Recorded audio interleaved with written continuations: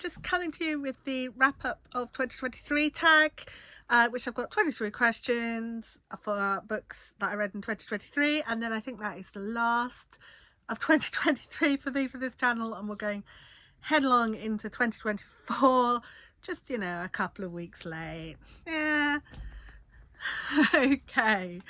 So, the first question, most disappointing. Let's get that out of the way. City of Nightmares by Rebecca Sheffer. I thought this was going to be a silly, cute, maybe romantasy, but certainly fantasy about dinosaurs, and it turned out to be a really deeply cynical book about how humanity's crap, and I did not like it at all, so I passed that on. I don't have it anymore. It was really pretty too. It had like a spray pterodactyl on the page edges, but I did not like it at all, and I thought that was going to be my best book of the year. So, Underdog, Project Hail Mary by Andy Weir. Now, it actually doesn't go too badly on Goodreads, but I know a lot of people didn't love this book, and I really did love it actually.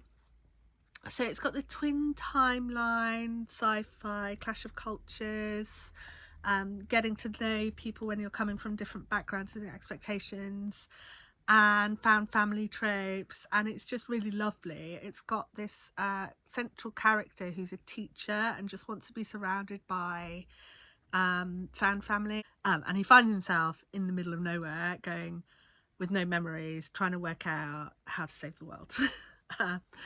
And I really loved it.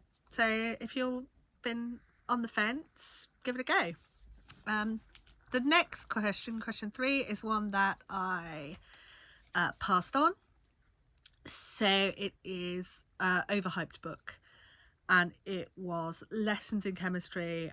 And I liked it, all right, it was fine.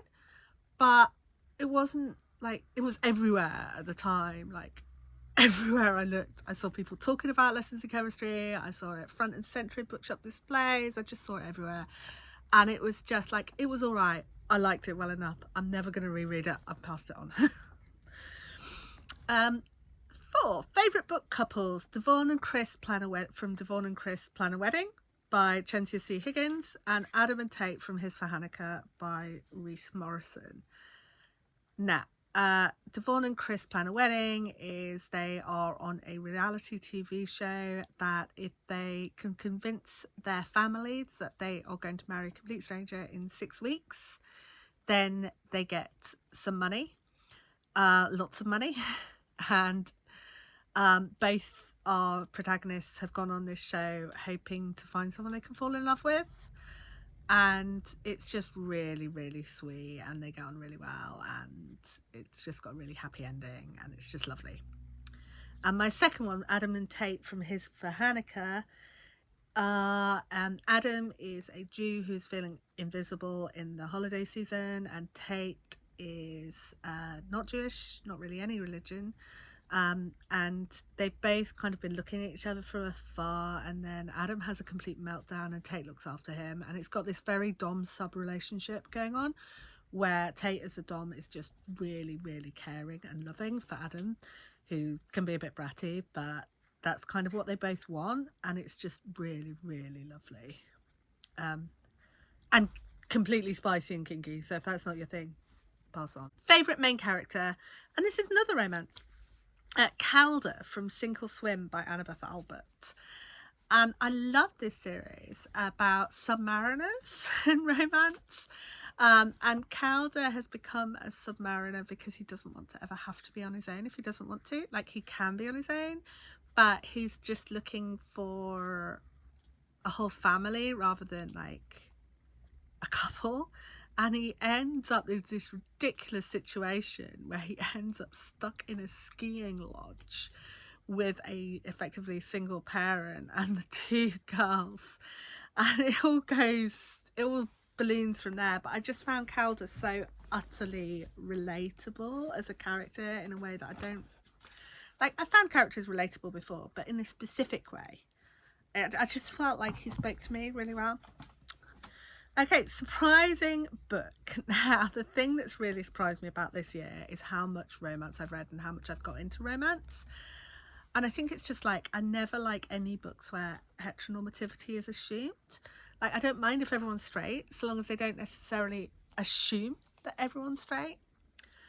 So the first romance I read this year was A Scatter of Light by Malinda Lo, which is a teenager coming to realise that she might be queer, and her romance affair with the gardener friend of her grandmother, and her getting to know her relations. And it's really nice, multi-generational, coming of age, finding yourself romance. New favourite author, Ellie Griffith. I was astonished when I looked back that I actually read the first one in January, because I've read quite a few since then. She's a mystery author. She's got a series set in Norfolk, which is the ones I've mostly read. She's got a couple of other series as well, and I just really find her mysteries compelling. Happiest read, and this is where I'm going to start holding up books. Every Shade of Happy, which my son gave me for my birthday. And it is a grandfather and a granddaughter getting to know each other and learning how to live. And again, it's just really happy and sweet and lovely. Most frustrating. Now, this is the only one that I haven't finished. A Day of Fallen Night by Samantha Shannon. I have no idea why I'm finding this so tough going. But, like, I know that I really enjoy it. I know that I really like everything about it, but I'm just finding it really, really difficult to get into and keep going with, and I'm finding that quite frustrating. So it's not the book's fault. I don't think it's the book's fault. I just can't work out what's going on with that at all. So I've left it for a bit, and I'm going to come back to it, and hopefully I'll race through the second half. I've actually got about halfway through, and it will all be wonderful. But I'm frustrated with my inability to engage there. Best adaptation. Now, I have been watching the Percy Jackson books. I did see the Ballad of Songbirds and Snakes, which I quite liked, because it's a while since I read it. But Heartstopper, hands down. I love Alice Oseman's little touches here and there, all the little animations that make it look like the books. I love the actors. I love their chemistry together. Love it, love, love, love, love, love it. Love it. Longest. My Dear Hamilton by Stephanie Dray.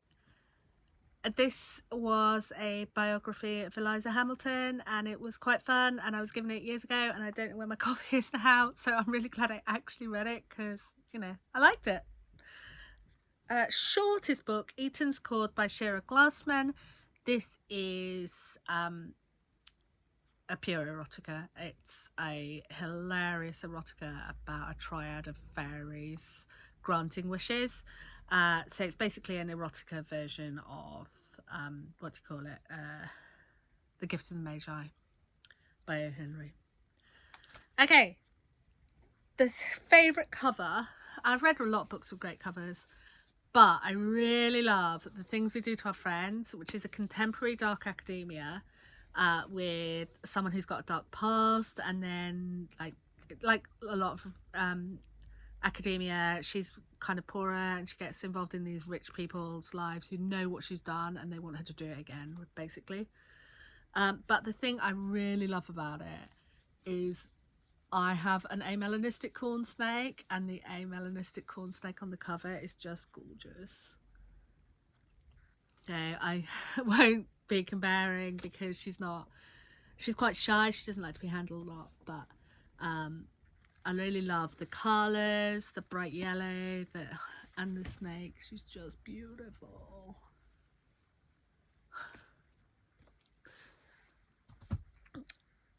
Right, yes. Haven't stopped thinking about. So I read right at the beginning of the year something completely outside my comfort zone, a comedy called Why Mummy Drinks by Jill Sims, and I just went into it with certain expectations, and the way I was reading it all the way along, I had like feelings, like I was quite dismissive of the protagonist, like I'm glad I don't know her, I'm glad she's not.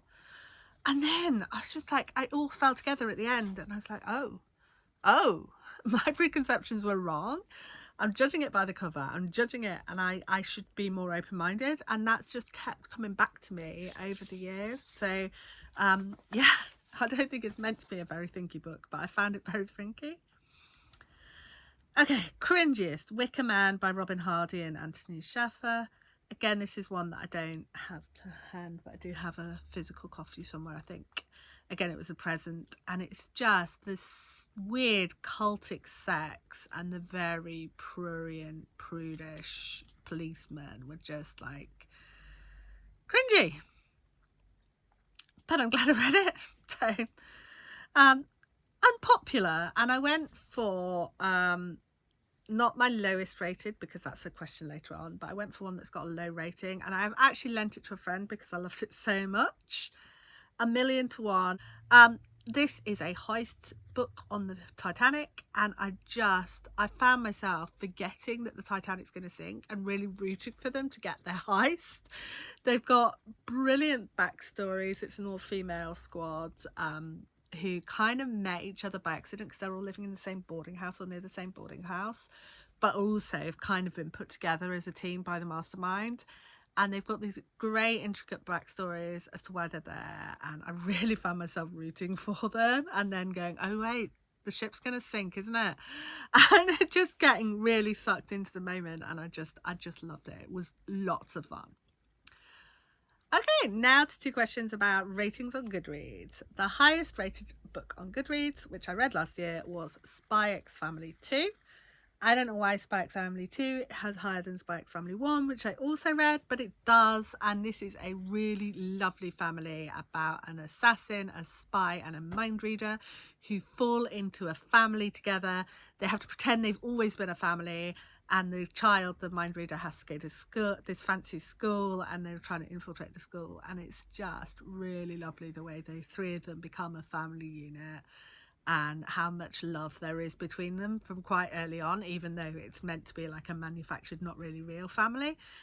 It quickly becomes a real family, and it's just really, really lovely. The lowest rating is probably because I didn't review it, and I'm the only person who shelved it. Is Another Birthday Present from Another Son.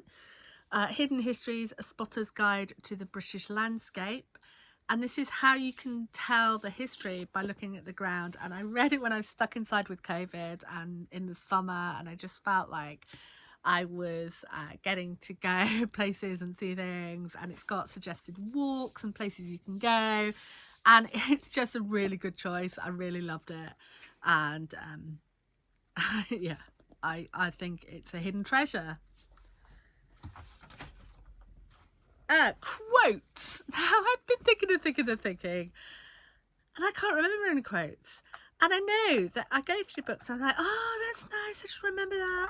So one of the things I've decided for this year is that I'm going to write down any quotes I come across, along with what the book was from and a little bit about the book. And maybe next year, if I do this again, I'll find more useful things to say in this question. Unusual concepts. That's one I did get 2 books for. Fenris and Mott by Greg Van Eekhout, which is a girl who accidentally adopts Fenris and has to save both the puppy and the world, and it's just really sweet. It's fast paced. She's lovely, the dog is lovely, everyone's lovely, and it's just lovely. And it's a middle grade. And another middle grade, Ghost Boys by Jewel Parker Rhodes, which is a ghost of a modern murdered black boy meets the ghost of Emmett Till, and how they watch how their families come to terms with their loss. And again, obviously it's really sad, but also it's really lovely because he's got such a wonderful family and such a lovely group of friends, and it's just really moving, really emotional, and really well done. Would reread, I put White Smoke by Tiffany D. Jackson. There's loads of books that I would reread. I do like rereading. I don't tend to find I make as much time for rereading as I used to. But any book I keep is because I think I might reread it. But I really, really love White Smoke. It is a horror about spiraling out of control in your own mind. And it's just like haunted house, unreliable narrator, unspooling. And so it starts off like really tightly in her head, and then you get to see more and more of what's going on outside and how unreliable she is as a narrator and how her life is coming undone. And it's really psychological and really lovely. I loved it so much. It's my favourite book of the year, I think. So hard to choose, but I'm going with it. Goal reflection. I put a Goodreads goal of 120 books. I read 166. I've done the same again. I put it as 120. I'm hoping to at least make my goal, but part of the reason why I smashed it so hard was because I had COVID and was stuck in bed. So I actually had COVID in December and then again in August. So in January I was still kind of recovering, and then in August didn't take so long to recover, but I did have a whole week where I was stuck with nothing to do. So I put a lot of books. So I'm hoping I don't have those reasons to smash my goal again, but I'm hoping that I will make my goal. I think 120 should be doable even without the unfortunate. And my priorities, last question 23, my priorities for reading for 2024. I really want to read more physical books and shrink my physical TBR, which is growing and growing and growing. So I really want to shrink my physical TBR and read more physical books. I read about a fifth of my books were physical books last year, so I want to up that. And I want to read a lot of speculative fiction from 2023 in time to nominate for the Hugos, and then I want to read the Hugo packets. So I think that's my so I can vote. So I think that's my reading goals for the year. And I did put up a 12 books I'm hoping to read, which were all physical books this year. Last year, a lot of my 12 for 12 months were actually ended up being library books, ebooks. So I guess we'll see how I do with that. And what about you? What's your goal? Is it more or less same than last year? How are you doing? Do you agree with any of my assessments with any of those books? Do you have any speculative fiction from the last year that I might have missed? I think those are all my questions, and I will see you next week. Bye.